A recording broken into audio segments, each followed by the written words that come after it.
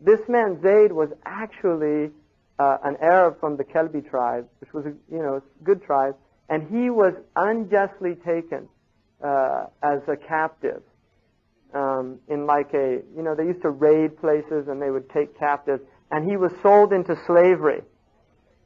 Right, Haritha, his father, was of the Kalbi tribe there between Syria and Iraq, and then his mother was a Tai from Hatim a-Tai, from the same tribe of Hatim.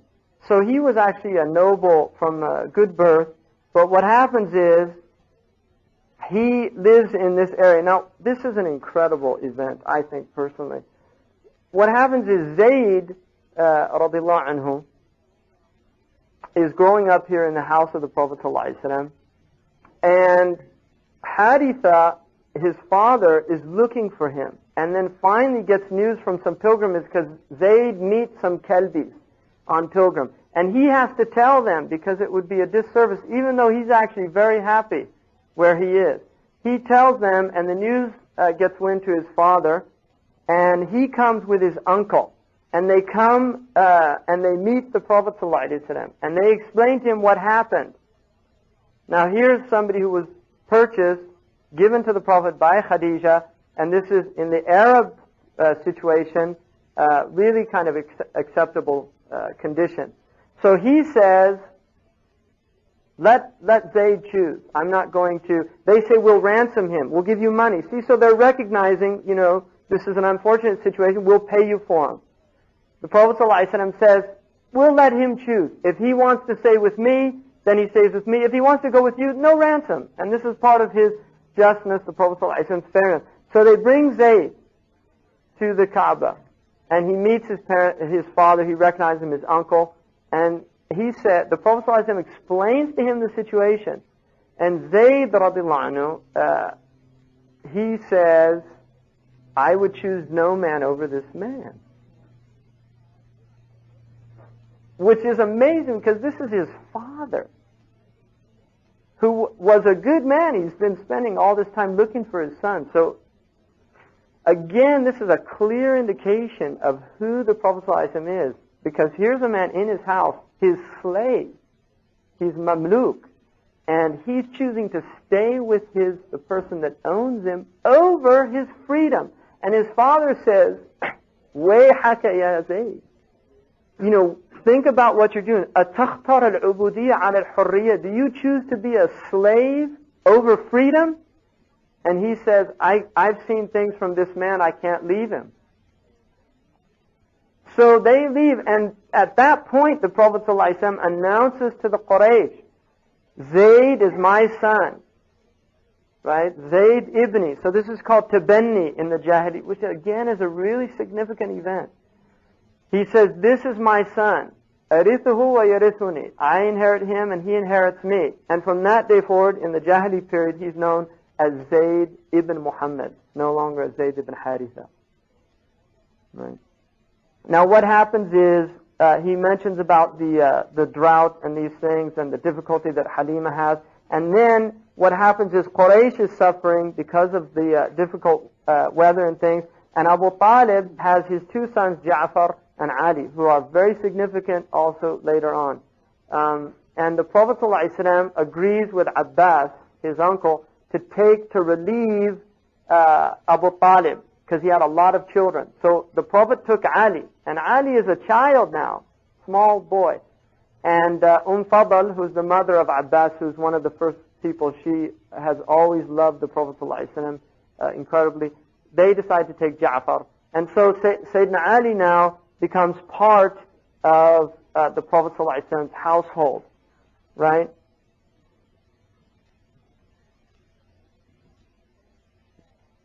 And then Barakah comes back to the house, and then another important event happens, which is Abu Lahab proposes to the Prophet ﷺ for his two sons, Uthman and Utayba. And Ruqayya and Kulthum are both betrothed to Abu Lahab's sons. Now this is important for a number of reasons. One, there's a recognition in Bani Hashim now that the Prophet ﷺ is a Za'im. Even though he is not somebody who is in any way asking for this position. He's not somebody that's out there, rallying Bani Hashim to take what's theirs, which is the leadership of Quraysh. But they all recognize there's something extraordinary about this person, the sagacity of his intellect, the wisdom that he has, his abilities, the eloquence of speech. Although he spoke very little, when he spoke, everybody recognized that he had an eloquence that was unmatched in Quraysh, despite the fact that he's not speaking poetry. And so Abu Lahab is obviously here trying to get in, right? Because to marry his children to the daughters, in their culture, you're marrying also for social positioning.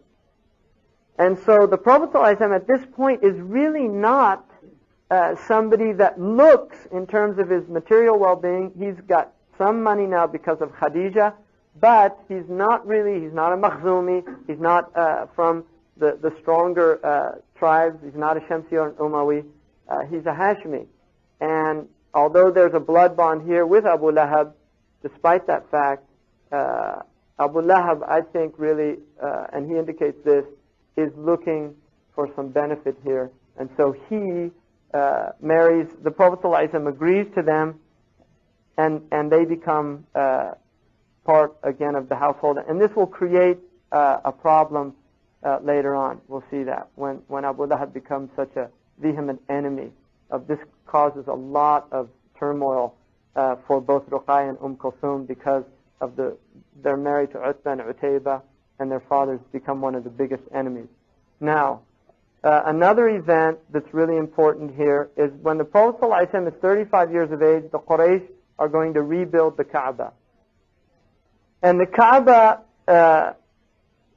was, according to their tradition and according to our belief, was built by Ibrahim alayhi salam. But to touch it in any way that was harmful was considered an incredible sacrilege. And so they're actually very worried about doing this. And does he mention about Walid ibn Mughira? Not sure if he did. Yeah, Mughira.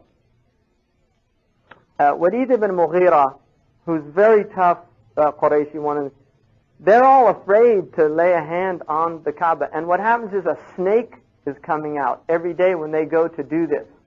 It's a mean-looking snake, and they take it as an omen, we shouldn't be doing this. Right? And then one day a bird comes and takes the snake off. And so they say, okay, now we've got permission. But they're all still really afraid. And Mughira goes up there and he says, don't be worried, to the Kaaba.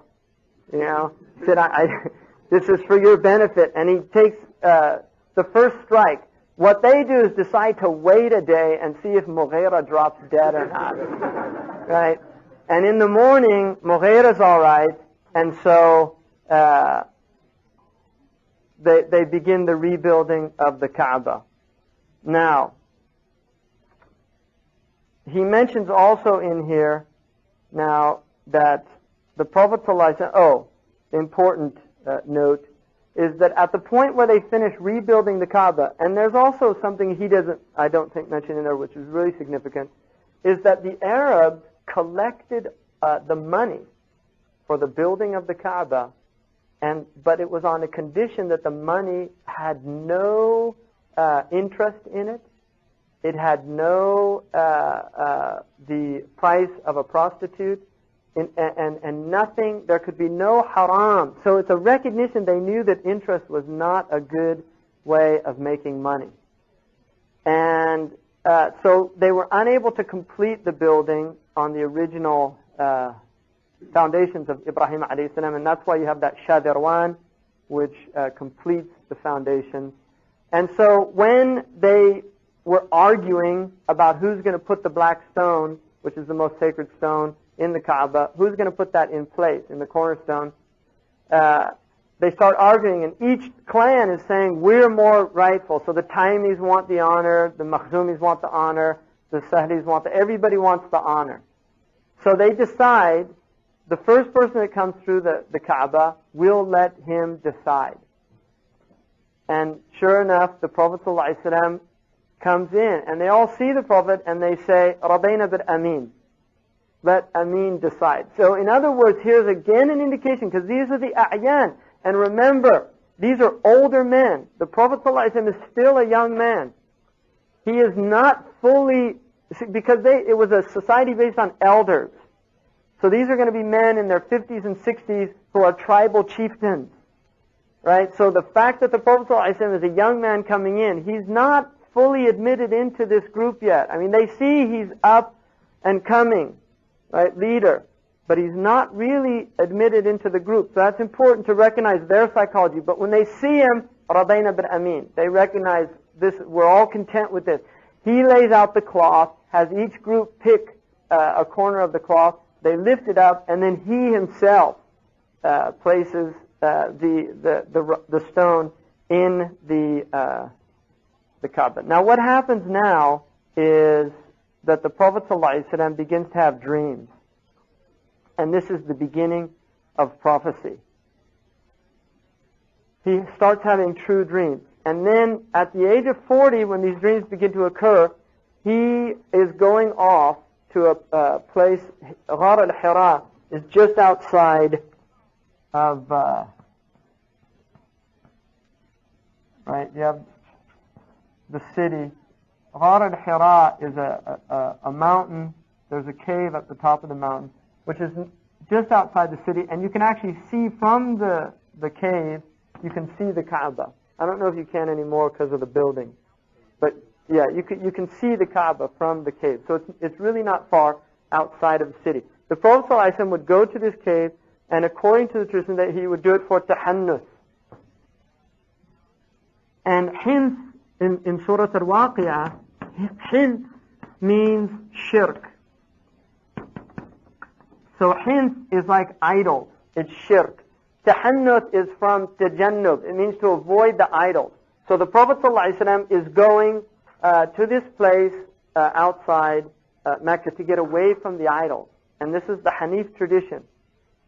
And he's doing the ibadah that he was doing, his meditation in the cave, and he has a vision, which is that, I mean, not a vision actually, he sees the angel. So it's actually a clear seeing. The angel comes and tells him to read, and he says, "Ma ana biqari," I don't know how to read. Now it's important because the angel takes him and squeezes him until he thought his sides were going to burst. The ulama say one of the meanings of this is in recognizing the difficulty of the Quran. The Quran is not an easy book. It's literally going to squeeze the nafs, right? It's going to completely take you to a point where your nafs can't bear it anymore. And so he does that 3 times. And each time the Prophet says, "I'm not a qari." And qari, important to note, qari to the Arabs meant somebody who could read. I mean, generally they say reciter. But qari is an interesting word because it means both a reader and a reciter. The Quran is a recitation, it's also a reading. And so the qari, he was not a reciter. He did not recite poetry, the Prophet ﷺ. He was not known as a rawi or a qari, but nor could he read. So it really has a couple of meanings. And then the Prophet ﷺ is told by this angel in the form of a man that he is Jibreel, and this is prophecy. And the Prophet is in a complete, now he's actually terrified, and partly because he's worried that they believe, the Arabs believe, that poets were often possessed by jinn, what they call in Greek tradition the muse, right? There's an idea in Greek tradition also that the poets heard, they had a muse on the side of their, like Ta'abbat Sharra was a poet, that had this jinn that was like reciting to him. That was the idea. And so he was actually terrified that this was a jinn. He goes down to Khadija very significantly. He's shivering because of this experience. And you can imagine this is an incredibly traumatic experience for a human being to go through. And also because in somebody with the Prophet's his absolute balanced nature, is worried that, it's an unbalanced experience, right? It's uncanny. And so there's that element there. So I think we should all recognize that the Prophet ﷺ in this situation is really troubled by this. He goes to Khadija, radiallahu anhu, Zammiluni, Zammiluni, cover me up, because he's shivering. He's really traumatized by this experience. And then she asks him what happened. And he tells her what happened. Now Khadija, a couple of things. One, if we recognize that she was aware at a certain point this is going to happen, because she really did have a knowledge that the Prophet ﷺ was going to be a prophet. So she's not, now finally it's making sense. In other words, this really is what she's been waiting for. And she confirms it to him and tells him, reminds him, you take care of the orphan, you look after the widow, you give sadaqah, you give charity to people in need, and you help the oppressed. How could your Lord abandon you? In other words, doing all of these upright things, how could this be an evil experience? Because the evil influences in the world only have access to people that open up venues for them. And you have never left a venue open for them. So how can they, the jinn, have access to you? And then she says, let's go to Waraqa bin Nawfal. Now this is a really important and significant event also. Because one, it teaches us something really important. And that is, when in doubt, go to an expert. Right? فَاسْأَلُوا أَهْلَ الذِّكْرِ إِن كُنتُمْ لَا تَعْلَمُونَ. If you don't know, go ask somebody who has expertise, who's adept at the situation. And so they go to Waraqa bin Nawfal, and Waraqa, this is the Namus. This is the Sharia. This is what came to Musa. And you are a prophet. So he's confirming now. So now he has a confirmation from Khadija, and he has a confirmation from somebody who's an expert. Somebody, one, the most intimate and close person to him, his own wife, who knows him better than anyone else, human people. And then from Waraqa, who's an expert in the very thing that's happening to him. And so he tells him a few things that are interesting. One, your people are going to Zunak, they're going to harm you, and they'll chase you out of this city. And this is something the Prophet ﷺ cannot believe, because not that he can't believe it, but it's something so shocking to him, because he was somebody that never had a bad word for anybody. He'd never done anything to harm these people. He'd always been absolutely upright and just in their city and in their tribe. And so he's deeply shocked by that. And then Waraqa says that he hopes, even though he's an old man about to die, which again is really significant, that because, see, had he lived, what would have people said? What's that? That he taught him.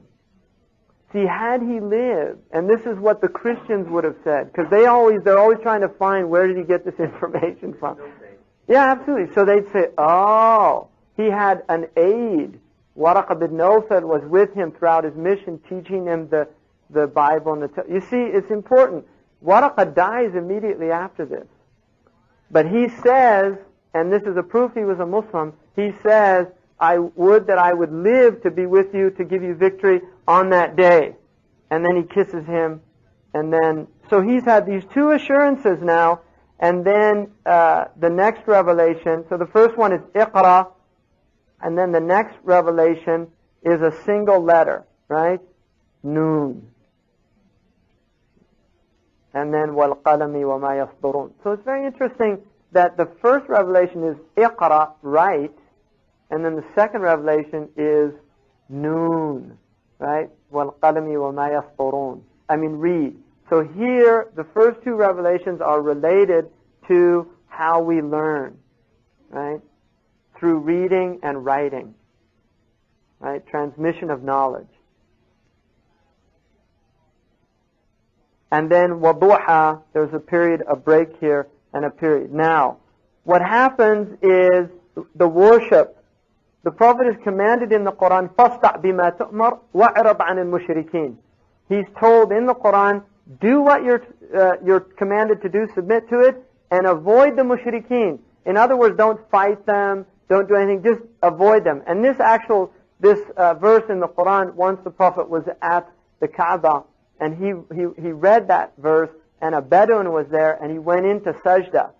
And the Arab said, did you change your deen? And he said, La wallahi. He said, by Allah, I didn't change my deen. They said, why did you make sajda? He said, because of the fasaha of those words. The power of those words. He was just so impressed by the fasda bima tu'mar, He was so impressed by that it put him into sajda, which again, it's just telling us they really recognize the power of this book. So he's commanded to do that, and he says that the religion's based on ritual purification and prayer. Allahu a'lam. I mean, at this early period of time, even though he's commanded to avoid najasa, rijs, and these type things, there's really they're being taught tawheed during this first period, and obviously they're making dua and these things, but the prayer is given to him later. And so he begins, the first to embrace it, according to our tradition, is Khadija. And Waraqa, although he's not generally placed amongst these, he definitely believed in the Prophet ﷺ. But from the Ali in the household accepts, and he's only 7 years of age, he's a small boy. And then Abu Bakr, who's his closest friend from the Taymi clan, he also embraces it. And Zayd, who's still the adopted son of the Prophet, because that hasn't been abrogated. And then what happens is some of the others, like Abdu Amr is a very interesting person. He's known as Abdurrahman bin Auf later. The Prophet didn't like the name Abdu Amr, which is like a Jahili name. He gave him the name Abdurrahman bin Auf. And he also becomes Muslim, which is important because he's one of the... See, these people that are with the Prophet at the very earliest point, these are the people that will be with him throughout his mission. And they're also people that were coming into Islam at a time when there weren't any perks here. There weren't any social benefits, right? This is all at a time when it was actually incredibly difficult to be doing it. So these people are really important, and they'll be important throughout the mission. Now, another person who, and then Khalid ibn Sa'id is important also. He had a dream in which he sees the Prophet ﷺ, he's about to enter into a pit of fire, and the Prophet ﷺ pulls him away from the fire. In a dream, he's seeing this. And then he goes, Abu Bakr radiallahu anhu is known for dream interpretation amongst the Quraysh. And so he goes to him and tells him, I had this dream, explain it to me, and he explains it, he becomes Muslim. And then another person is Abdul Shams, who's known as Uthman ibn Affan, radiallahu anhu, and he on his way back from Syria heard something in the desert telling him that the Prophet Ahmed has come, and he's asking, who's Ahmed? Right, which is something very unusual. And then he becomes a Muslim, right, because he goes, and there's another man, Talha, also, who meets a monk who tells him that it's time for Ahmed to come out. The monk tells him the time has come for Ahmed to come out. And that's the name that the Christians had for the Prophet ﷺ. And so Talha ibn Ubaidillah, he is a Taymi also. Uthman is a Umawi. Is another clan, very powerful. And basically they go to Abu Bakr radiallahu anhu, and he explains. And Uthman submits. He's 34 years old when he becomes Muslim. So he's mature. He's not like a lot of these men who were very young. Zubair ibn Awam was 12 years old when he became Muslim. He just reached puberty. So a lot of them were very young. And then another one is Abdullah bin Mas'ud, who was a confederate of Zuhra, very dark-skinned, very short. He was very small, and he used to watch animals outside Mecca. And the Prophet is with Abu Bakr radiallahu anhu, and they pass by and they ask him for drink, and he says, I can't, I'm taking care of these, which is a sign of amana. Right? Nobody's going to see him giving some drink. It's a sign of amana. He says, I can't, it's a trust, they're not mine. So the Prophet asked for one that doesn't have milk. And so he brings it, and he puts his hand on the udder, and the udder fills up. So here's a clear mu'jiza.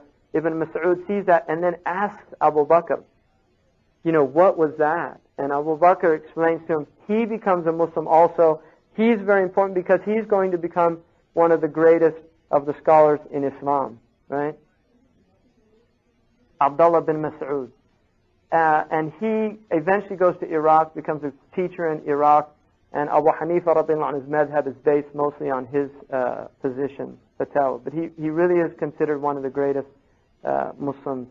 And also, it says here, which is true, he's memorizing everything that comes down from the Quran.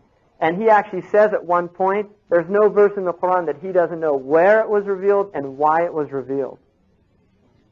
Right? So he saw very early on. And unfortunately, he had a mushaf that gets destroyed. It's lost. And they say there would have been an incredible amount of knowledge had we had access to that. And also Sayyidina Ali's mushaf, which went according to the revelation as it was revealed. And then there's a period in which Ya Ayyuhal Muzammil comes down, and also Ya Ayyuhal Mudaththir.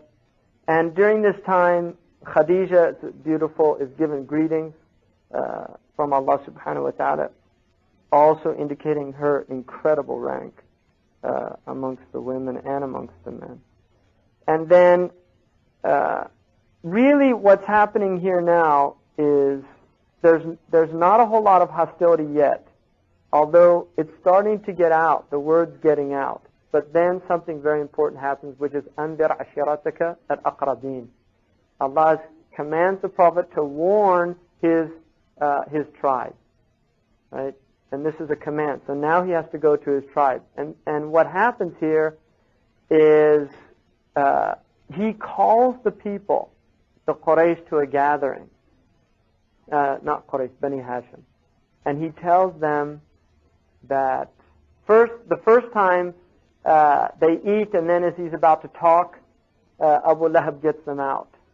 And so they all leave. He calls them another time, and again Abu Lahab, who's really he's not a nice person. I mean, that's the least we could say about him. And his face was like, they called him Abu Lahab because it looked like it was on fire. Subhanallah. But the Prophet ﷺ tells them that, what if I told you there was an army just over the hill about to destroy you? And they said, we'd believe you because you're Al-Amin. No reason why we wouldn't believe you.